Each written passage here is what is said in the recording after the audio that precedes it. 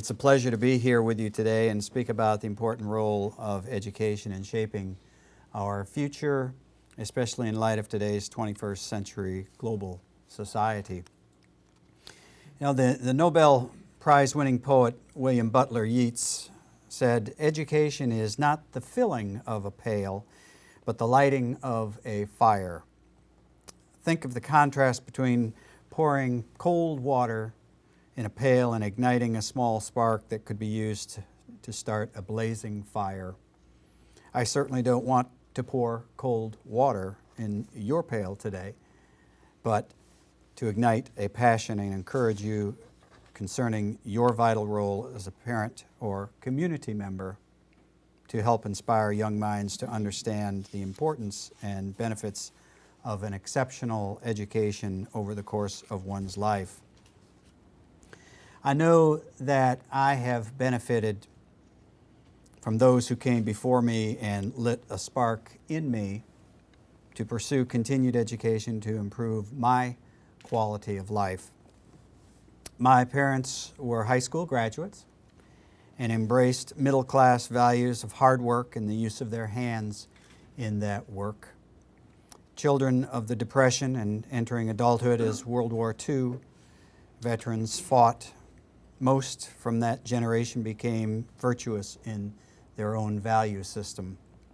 Frankly, I represent the norm of educational progression, wherein once education becomes an issue, it takes about 3 generations to produce a college graduate.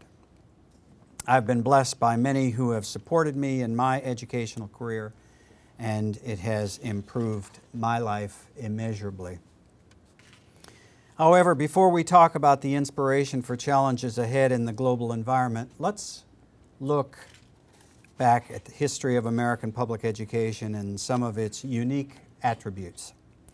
Education played an important role in the cultural heritage of the United States from its inception, with the landing of the first immigrants arriving in America with a hope for better economic opportunities, and in turn improved lives for their families.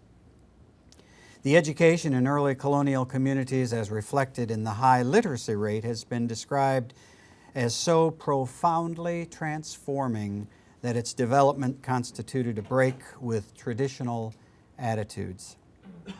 The earliest educational settings were largely in relation to religious activities. In colonial New England, the literacy rate has been estimated at 60% for the generation born around 1700, as compared to a 33% literacy rate in Scotland, for example, during the same time period. As the colonies gained independence and the United States of America was formed, the founding fathers of the newly formed nation believed that education was essential for all children. John Adams, the second U.S. president, said, "The whole people must take upon themselves the education of the whole people and be willing to bear the expense of the people themselves." The third U.S. president, Thomas Jefferson, was a powerful advocate for liberty and public education. He said, "We must educate and inform the whole mass of the people. They are the only sure reliance for the preservation of our liberty." Jefferson also said, "Of all the views of this law for public education, none is more important, none more legitimate than that of rendering the people safe, as they are the ultimate guardians of their own liberty." Later on in 1870, John Adams reaffirmed the value of providing the best education for future generations in a letter to his wife, Abigail. He said, "I must study politics and war, that my sons may have liberty to study mathematics and philosophy. My sons ought to study mathematics and philosophy, geography, natural history, naval architecture, navigation, commerce, and agriculture in order to give their children a right to study painting, poetry, music, architecture, tapestry, and porcelain." The Founding Fathers were forward-thinking and created a legislative foundation and a vision for providing the best public education for all children. In the early 1800s, the authors of The School in the American Social Order described the American educational system as truly phenomenal. It is no exaggeration, they said, to say that no other nation in the world has ever developed an educational system so extensive and so freely open to its youth. In contrast to the United States, by which in the 1830s was establishing a public school system based on the common education for all of its citizens. England allowed a divided school system developed in line with its class culture.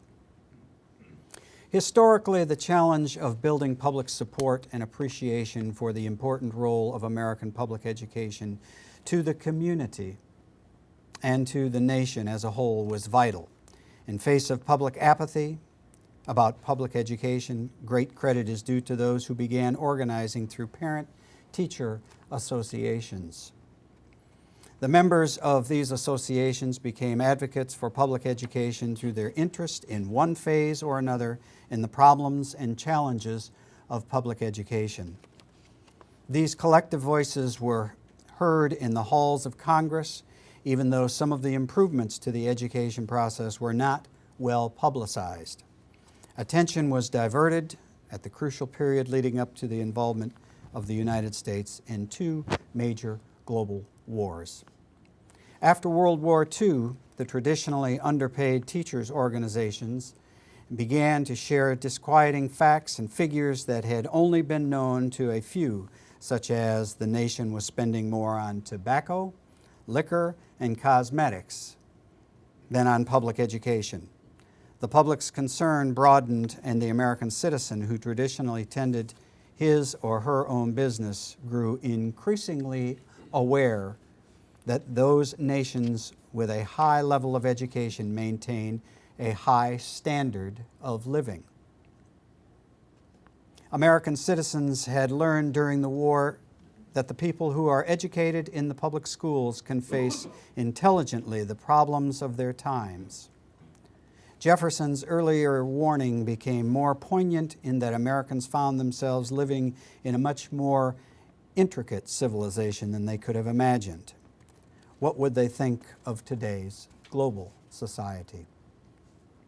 In the late 1800s, in parallel to the development of the American public school system, people in many parts of the world decided to leave their homes and immigrate to the United States. Fleeing crop failure, land and job shortages, rising taxes, and famine, many came to the U.S. because it was perceived as the land of economic and educational opportunities. Others came seeking personal freedom or relief from political or religious persecution. With hope for a brighter future, nearly 12 million immigrants arrived in the United States between 1870 and 1900.